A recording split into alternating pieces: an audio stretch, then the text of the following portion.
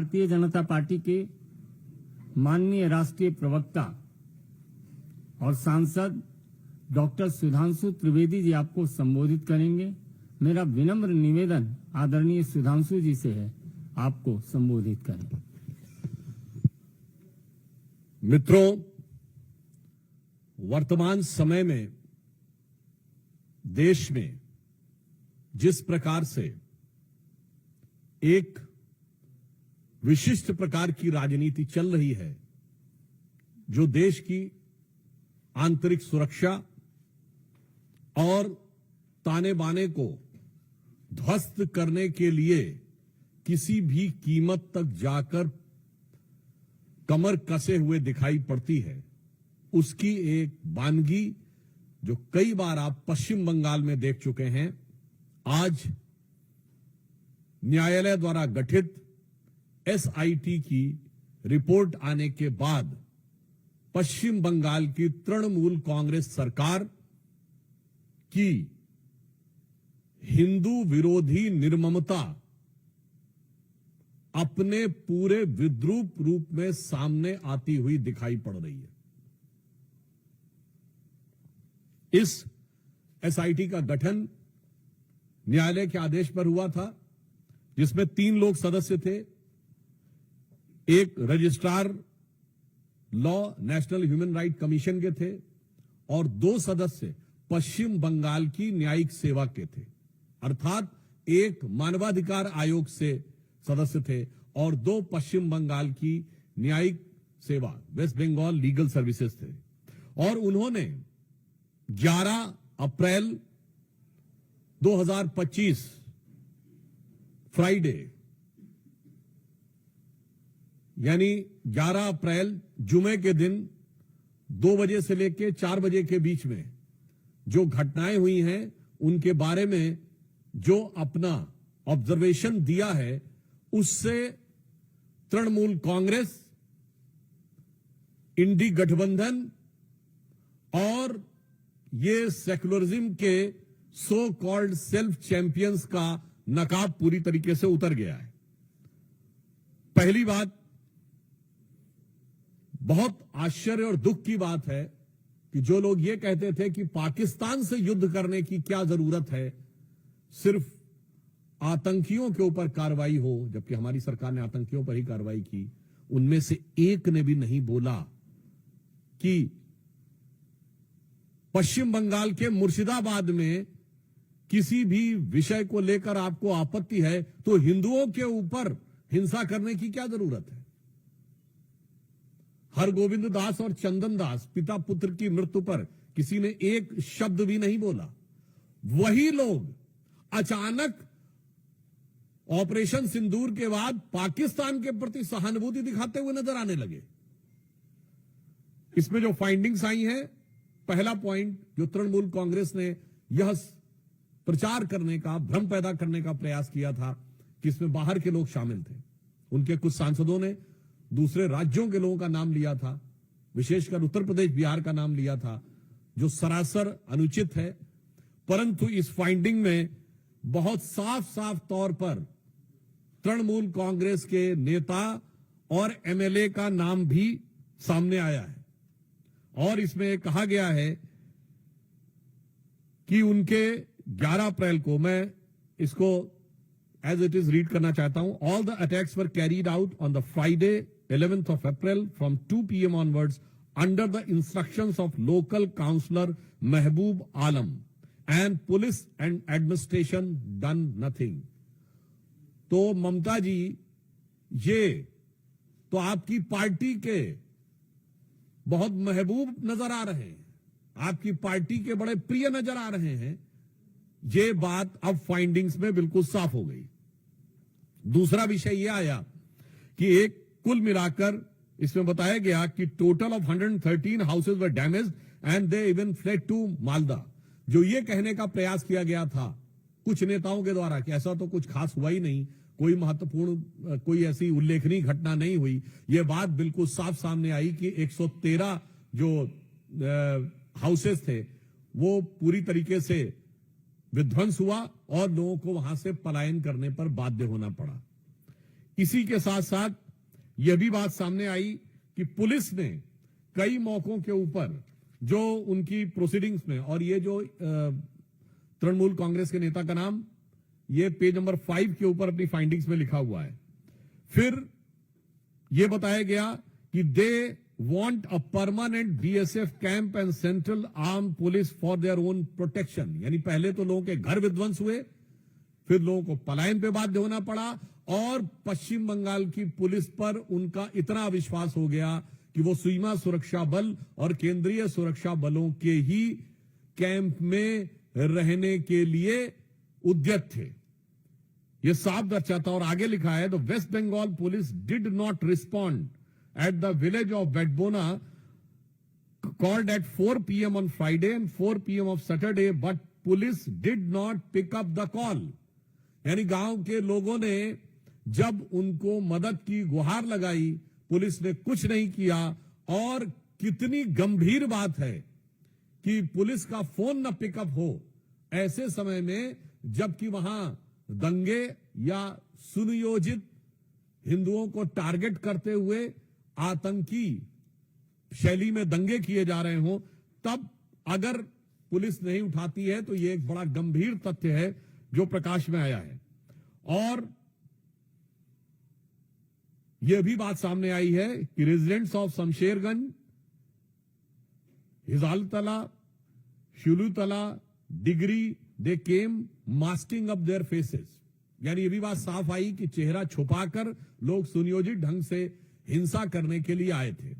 एक बात बहुत स्पष्ट हो गई है कि हिंसा का प्रकार चाहे कोई भी हो, राजनीति का प्रकार चाहे कोई भी हो, वार सिर्फ और सिर्फ हिंदू समुदाय के ऊपर है। अगर पहलगांव में चुन चुन कर हिंदुओं को मारा गया, तो मुर्शिदाबाद में चुन चुन कर हिंदुओं के घर, मकान और लोगों को मारने का प्रयास किया गया। मुझे लगता है कि अब इसके बाद पश्चिम बंगाल सरकार के पास किसी प्रकार का मुंह नहीं रह गया है यह कहने का कि वहां पर हिंसा नहीं हुई थी। नंबर 2, अब बिल्कुल साफ है कि वहां हिंसा हुई, सुनियोजित हिंसा हुई, तृणमूल कांग्रेस के नेताओं के इशारे पर हिंसा हुई, और बाकायदा धर्म और समुदाय देखकर हिंसा की गई। तो अब मैं पश्चिम बंगाल की मुख्यमंत्री ममता बनर्जी जी से पूछना चाहता हूं कि उनके ममतामयी हृदय में कब वह करुणा जागेगी कि वो अपने नेताओं पर कार्रवाई करेंगे।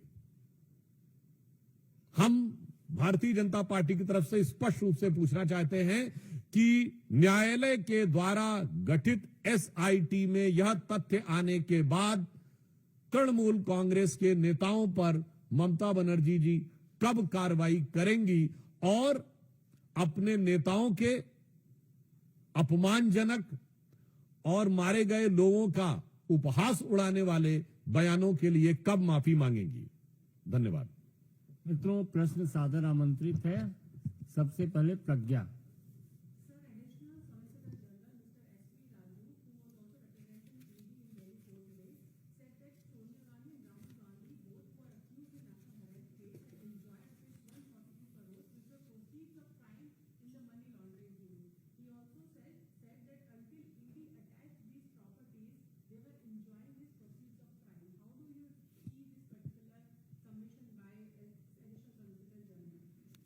देखिए, this national Herald case has been a very peculiar case in the entire Indian history.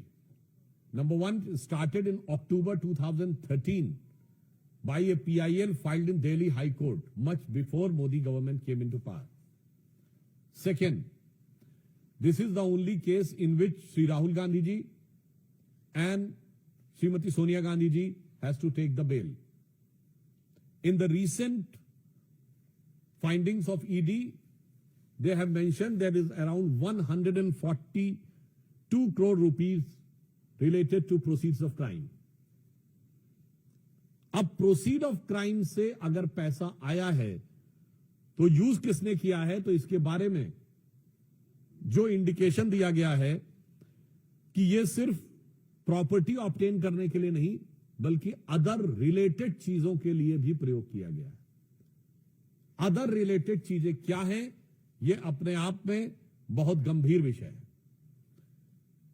National Herald का केस एक और दृष्टि से भारत के इतिहास का बहुत विचित्र केस है कि एक कंपनी जिसके पास हजारों करोड़ की प्रॉपर्टी है वो 90 करोड़ के कर्जे में बिक जाती है।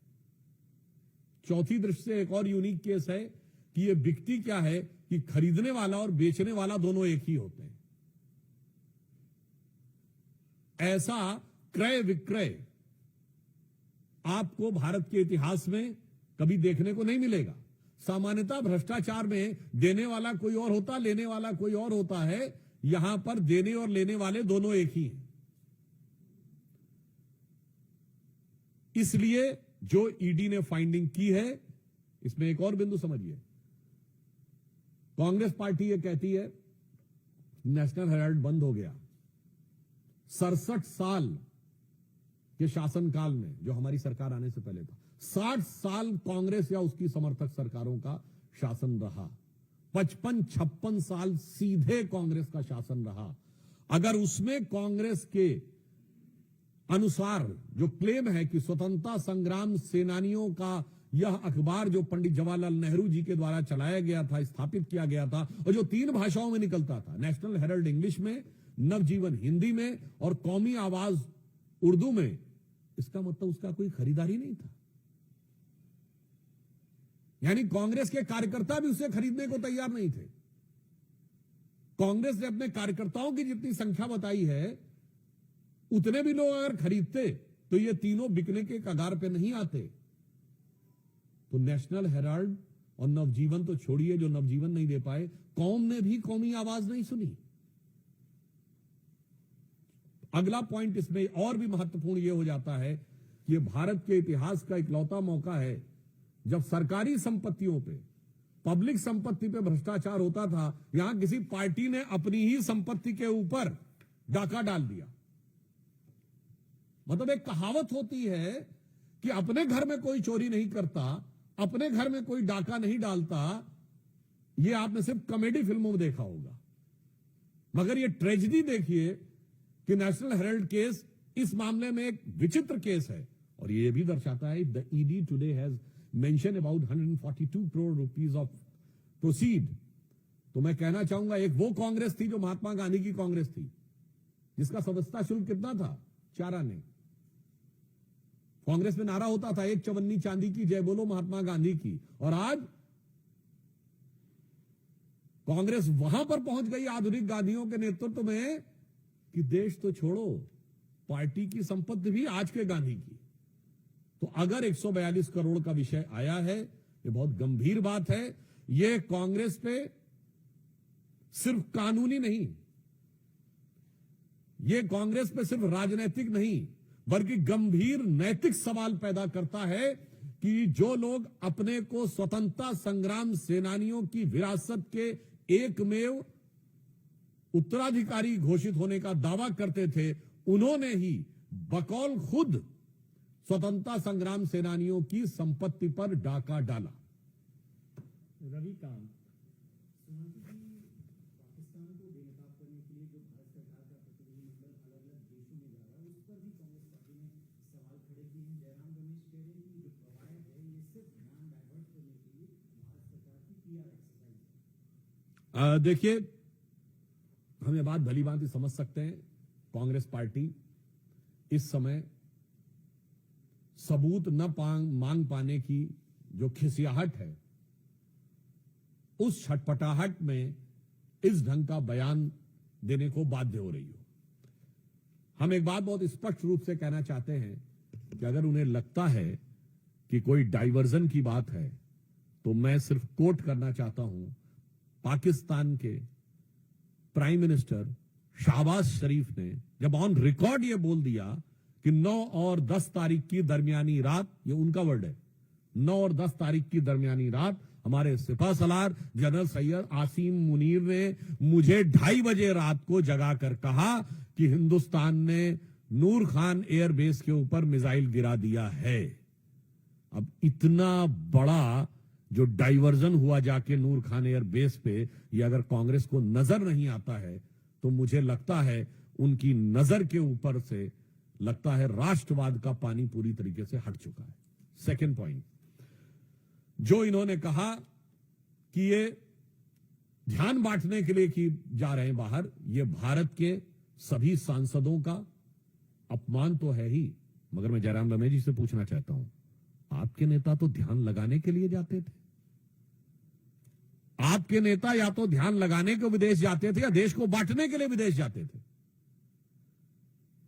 आपके नेता ने जितनी बार विदेश गए हैं, देश को बांटने वाली कोई ना कोई बात कह के आए हैं। पहली बार सभी दलों के लोग एक साथ मिलकर भारत की एकजुटता का प्रदर्शन कर रहे हैं। और जहां तक हमारी नीति है, हमारी नीति भारतीय जनता पार्टी की बहुत स्पष्ट है कि इस ढंग के मौकों के ऊपर दलगत भावना से ऊपर उठकर अंतर्राष्ट्रीय मंच पर भारत की एकजुटता दिखानी है, चाहे हम विपक्ष में हो या सत्ता पक्ष में। जब हम विपक्ष में थे तो 1995 में जिनेवा में पाकिस्तान कश्मीर को लेकर प्रस्ताव ला रहा था, तब हमारे तत्कालीन नेता प्रतिपक्ष अटल बिहारी वाजपेयी जी ने नरसिम्हा राव का समर्थन जिनेवा में जाके किया था और नरसिम्हा राव को क्रेडिट भी दिया था उस सरकार को, और घर में आकर जो बात कहनी थी कही थी। और ये बात मैं इसलिए भी कर रहा हूं, आप में से कोई भी जाके चेक कर ले ऑन रिकॉर्ड, उस समय पाकिस्तान के प्रधानमंत्री बेनजीर भुट्टो का पाकिस्तान की नेशनल असेंबली में दिया गया बयान है कि देखो भारत में प्रतिपक्ष कैसा है जो सरकार का समर्थन कर रहा है आकर, और हमारा पोजीशन यानी पाकिस्तान का पोजीशन कैसा है जो विरोध कर रहा है, आज वैसा पोजीशन हमारे यहां हो गया। इसलिए यह बात जो कहने का प्रयास कर रहे हैं, वैसे ऑन द लाइटर नोट मैं एक और बात कहूं, लगातार आप देख ही रहे हैं कि कांग्रेस पार्टी के नेता एक के बाद एक ऐसा बयान देते हैं जो पाकिस्तान की मीडिया की सुर्खियां बटोरे। अब जयराम रमेश जी का ये बयान भी यूज किया जाएगा, तो ये पाकिस्तान की पीआर एक्सरसाइज में जो लगे हुए हैं और भारत के इस गंभीर प्रयास को जो पीआर कह के डाइल्यूट करने का प्रयास कर रहे हैं, मैं एक बात कहूंगा कि कुछ मामलों में उनकी मानसिकता और पाकिस्तान की मानसिकता में एक और मेल है। अभी आपने देखा कि ऑपरेशन सिंदूर में जिस अप्रतिम शौर्य का परिचय भारत की सेना ने दिया और जो गंभीर क्षति पहुंचाई, जिसका मैंने अभी आपको बता भी दिया कि पाकिस्तान के प्राइम मिनिस्टर का पाकिस्तान के आर्मी चीफ को कोट करते हुए बयान है, इसके बावजूद वहां के आर्मी चीफ का प्रमोशन हो गया, क्या बन गया, फील्ड मार्शल। ठीक, हमारे यहां भी उसी जहनियत से पैवस्त हैं, वो जंग हार कर फील्ड मार्शल बनते हैं और कांग्रेस में चुनाव हार कर फील्ड मार्शल बनते हैं। वहां भी प्रमोशन होता है, यहां भी प्रमोशन होता है। तो इसे मैं कहना चाहूंगा, तो इसलिए दोनों तरफ बैठकर एक ही विचार, एक ही भाव, तो मिले सुर मेरा तुम्हारा करते हुए भारत के प्रयासों को इस प्रकार से अवांछित रूप से छोटा साबित करने का प्रयास बचना चाहिए कांग्रेस पार्टी को। और मैं कांग्रेस पार्टी और इंडी गठबंधन से, जो मैंने अभी मॉर्निंग में कहा, उसे रिपीट कर देना चाहता हूं, इंडिया अलायंस नाम रख लेने से दिल से भारतीय नहीं हो जाता। आज इंडिया अलायंस के तमाम नेताओं के बयान पाकिस्तान की मीडिया में, पाकिस्तान की संसद में, पाकिस्तान की सेनाओं की ब्रीफिंग में, पाकिस्तान द्वारा भारत के विरुद्ध दिए जा रहे डोजियर्स में कोट किए जा रहे हैं। तो ऐसा प्रतीत होता है कि ये पॉपुलर फ्रंट ऑफ पाकिस्तान की तरह इंडिया अलायंस बिहेव करने लगा है। और खड़गे जी का बयान हो या राहुल जी का बयान हो या जयराम रमेश जी का बयान हो, ऐसा प्रतीत होता है कि पाकिस्तान में पॉपुलरिटी की प्रतिस्पर्धा में ये एक दूसरे से आगे निकलने में लगे हुए हैं। पर मैं फिर कांग्रेस पार्टी से यह अनुरोध करना चाहूंगा कि इस मौके पर जब भारत के सर्वदलीय प्रतिनिधिमंडल विदेश में जा रहे हैं, तो इस प्रकार की बात करने से बाज आना चाहिए। भारत की एकजुटता का प्रदर्शन करना चाहिए, कम से कम कुछ समय के लिए अपनी भावनाओं पर नियंत्रण रखना चाहिए, वोट बैंक की राजनीति को राष्ट्रीय हित से अलग रखना चाहिए। गौरव, न्यूज 24। छत्तीसगढ़ में नक्सलियों के खिलाफ जो ऑपरेशन चल रहा है, सुरक्षा बलों को सफलता मिली है। 30 के आसपास नक्सली मरे हैं और कई बड़े नाम है उसमें, उस पर क्या? देखिए, छत्तीसगढ़ में अभी जो सूचनाएं आ रही हैं और जो प्राइमा फेसिया इंफॉर्मेशन मिली है, प्रथम दृष्टया सूचना उनके अनुसार एक बहुत बड़ी सफलता छत्तीसगढ़ में नक्सलियों के विरुद्ध प्राप्त हुई है, जिसमें संभवतः प्राप्त जानकारी के अनुसार 25-30 से अधिक नक्सली मारे गए हैं। गृह मंत्री आदरणीय अमित शाह जी ने स्पष्ट 2026 तक, मार्च तक नक्सलों के खात्मे की बात कही है, तो निश्चित रूप से प्रधानमंत्री श्री नरेंद्र मोदी जी की सरकार की यह प्रतिबद्धता इस ऑपरेशन में स्पष्ट दिखाई पड़ रही। और यह प्रतिबद्धता एक और मामले में भी है, जिसे आप एक शब्द संस्कृत में सुनते होंगे ना, वाय आभ्यंतरम शुचि, यानी बाहर से भी सफाई करनी है और अंदर से भी सफाई करनी है।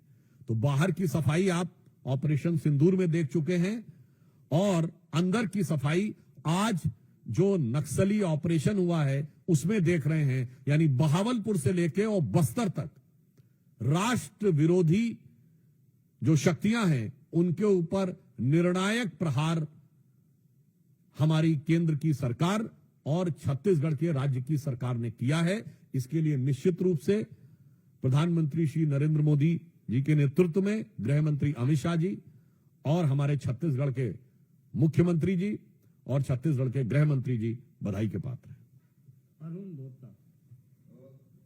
Sudanshu ji, you equated Pahalgam with Murshidabad. In Pahalgam's case, we've seen the action was taken against Pakistan with Operation Sindoor. But what action the government can take in that regard if you're equating both of them together? Definitely, in Pahalgam, it was done by bullet. I hope, I wish, and I'm confident that is the befitting reply of the Murshidabad targeted attack on Hindus will be replied with ballot. और कोई प्रश्न? वैसे एक और बात आप कह दें कि वो उनको लगता है कि हम बाहर जाते हैं, जो जयराम रमेश जी ने कहा ना कांग्रेस पार्टी ने हमारे प्रतिनिधि मंडल के लिए कि ये बाहर केवल ध्यान बटाने के लिए जाते हैं, तो मैं ये भी बता दूं कि हम वो हैं जो पहले ठोक के आते हैं, फिर पड़ोसी को बताते हैं और फिर जरूरत पड़ने पे पूरी दुनिया को भी बताते हैं। बहुत मगर उसके बाद कांग्रेस के जो अरमान हैं वो खुद ब खुद निकलकर सामने आ जाते हैं। बहुत धन्यवाद।